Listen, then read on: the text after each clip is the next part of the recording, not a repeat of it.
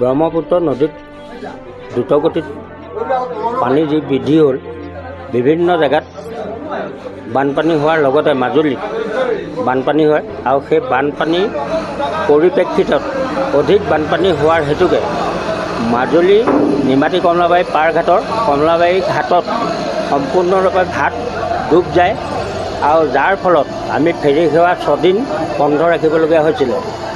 6 দিনৰ অন্তত আমি 4 দিনৰ আগত আমি এটা দিন ফেৰী সেৱা চলাচলৰ ব্যৱস্থা কৰিছিলোঁ।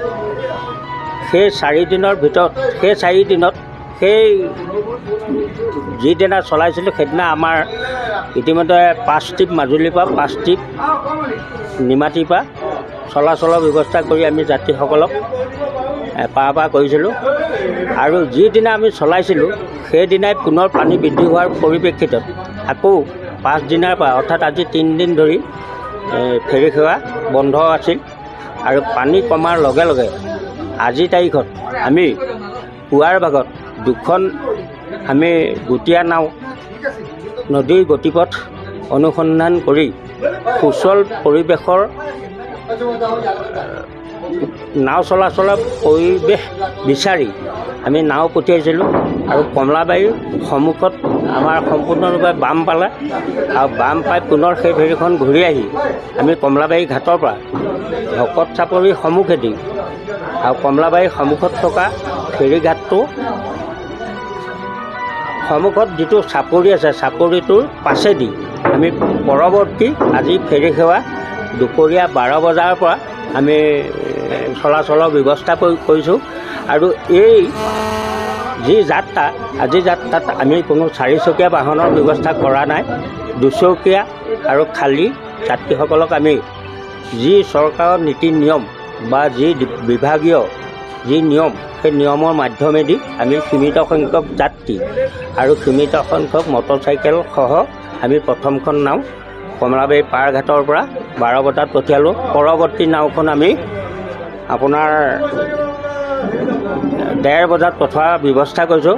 তাৰ পাছতো আমি যত্ন কৰিছোঁ আৰু এখনমান নাও আজিৰ তাৰিখত পঠিয়াব পৰা হয় নেকি আমি প্ৰচেষ্টা অব্যাহত ৰাখিছোঁ।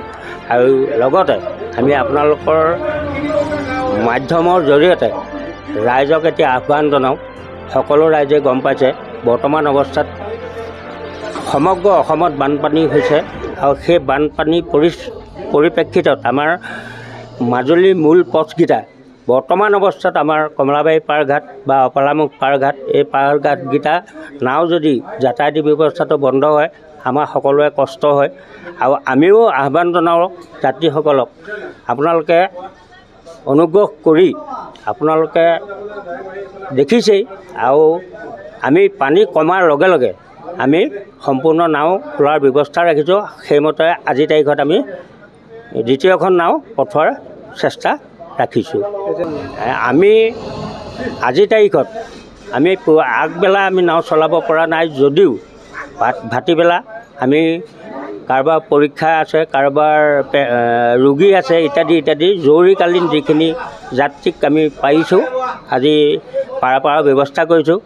আৰু আজি এতিয়াৰ পৰা কাইলৈ ৰাতিপুৱালৈকে কিমান পানীটো কমে চেলামীখিনি আমাৰ গাড়ী পঠাবৰ কাৰণে কিমান উপযোগী হয় সেইখিনিও আমি চাই চিতি যদি পৰা হয় 4চকীয়া দিয়াৰ চেষ্টা আমি ৰাখিম। আৰু এই মুহূৰ্তত আমি 2চকীয়া আৰু খালী যাত্ৰীসকলক পাৰ ব্যৱস্থা আমি সম্পূৰ্ণভাৱে পাৰ ব্যৱস্থা